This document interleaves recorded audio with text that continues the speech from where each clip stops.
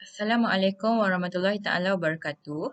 Yang saya hormati Sir Tengku Nur Azlan bin Tengku Sulaiman selaku pensyarah bagi subjek Kaedah Mengajar Teknologi Maklumat dan Komunikasi bagi Diploma Pasca Siswazah Pendidikan UNIZA.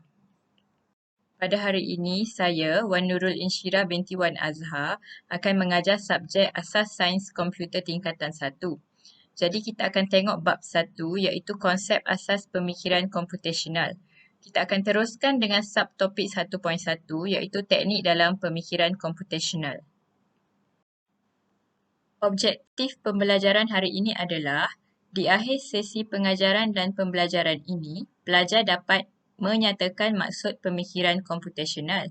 Yang kedua, pelajar dapat menerangkan teknik leraian, teknik pengecaman corak, teknik peniskalaan dan teknik pengitlakan dalam pemikiran komputasional untuk menyelesaikan masalah. Apakah maksud pemikiran komputasional? Pemikiran komputasional adalah satu proses pemikiran bagi tujuan menyelesaikan masalah oleh manusia sendiri, berbantukan mesin atau kedua-duanya sekali dengan menggunakan konsep asas sains komputer. Okey, dia adalah satu proses. Baiklah, proses pemikiran komputasional ada 4. Yang pertama adalah masalah dipecahkan. Yang kedua, mengenal pasti corak yang sama. Ketiga, perkara tidak penting ditinggalkan dan yang keempat, sediakan satu model penyelesaian masalah. Okey, saya bagi satu contoh. Bagaimana cara untuk membuat sandwich? Kalau yang pertama ni, masalah dipecahkan. Macam mana kamu nak buat sandwich? Jadi kita akan pecahkan dulu masalah. Yang pertama, apa bahan yang diperlukan, macam mana nak buat sandwich, roti apa kita nak pilih dan seterusnya. Seterusnya, kita tengok pula teknik pemikiran komputasional. Teknik pemikiran komputasional ada 4. Yang pertama adalah teknik leraian. Yang kedua, teknik pengecaman corak. Yang ketiga, teknik peniskalaan. Dan yang keempat adalah teknik pengitlakan. Baiklah, kita akan tengok satu persatu teknik-teknik ini. Yang pertama adalah teknik leraian. Teknik leraian ini sangat penting bila kita nak selesaikan satu-satu masalah.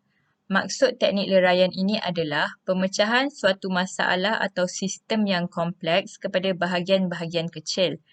Jadi satu masalah yang besar, kita akan kecil-kecilkan masalah tersebut. Teknik leraian dilakukan untuk memudahkan penyelesaian masalah. Contoh adalah, Siti ingin membakar 2 biji kek span vanila, 2 biji kek span coklat dan 1 biji kek span pandan untuk majlis rumah terbukanya. Namun, Siti tidak tahu apa yang perlu dilakukan. Masalah kat sini, contoh yang saya bagi adalah dia nak buat berapa biji kek? 5. 2 kek span vanila, 2 kek span coklat dan 1 kek span pandan.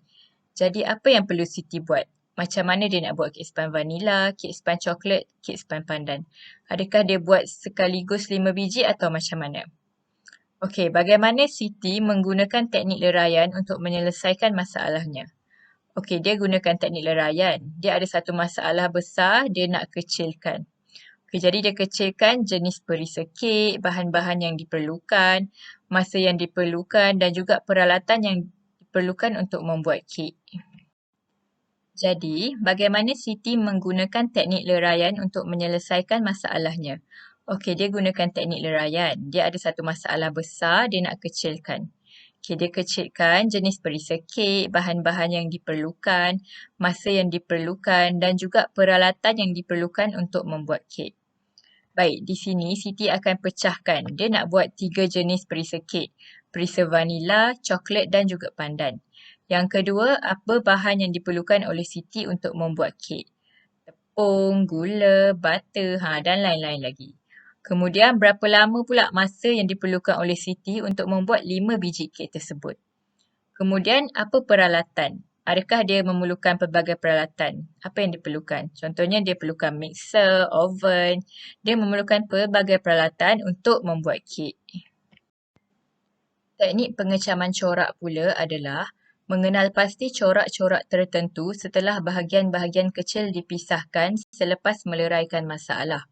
Masalah yang mempunyai corak yang sama akan mudah diselesaikan menggunakan kaedah penyelesaian yang sama. Okey, selepas teknik leraian adalah teknik pengecaman corak.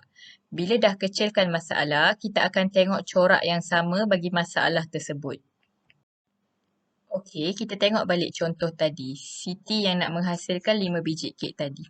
Okey, di sini menggunakan teknik pengecaman corak, apa yang Siti perlu buat? Siti kena tengok cara membuat kek span perisa yang sama. Contohnya dia nak buat ada 3 perisa. Cara nak buat kek tersebut macam mana? Kemudian setiap kek tu memerlukan kuantiti bahan yang sama. Yang ketiga, setiap kek akan dibakar dalam jangka masa yang sama. Mungkin kek dia akan dibakar dalam masa 50 minit sehingga ke 60 minit. Okey, jadi ketiga-tiga kek tu adalah masa yang sama. Seterusnya adalah teknik peniskalaan. Teknik peniskalaan memfokuskan pada aspek-aspek yang penting dan meninggalkan aspek yang kurang penting dalam penyelesaian masalah. Okey, teknik peniskalaan ni mudah je. Benda tak penting kita tinggal dekat belakang. Okey, kita tinggal yang tak penting, kita ambil yang penting sahaja. Baiklah, masih lagi cara nak selesaikan masalah Siti tadi. Baiklah, perkara yang penting dalam masalah Siti tadi adalah 3 jenis perisa kek yang ingin dibuat. Kemudian masa bagi setiap kek adalah 1 jam. Kemudian peralatan untuk buat kek tu adalah penting. Dia perlukan apa untuk buat kek?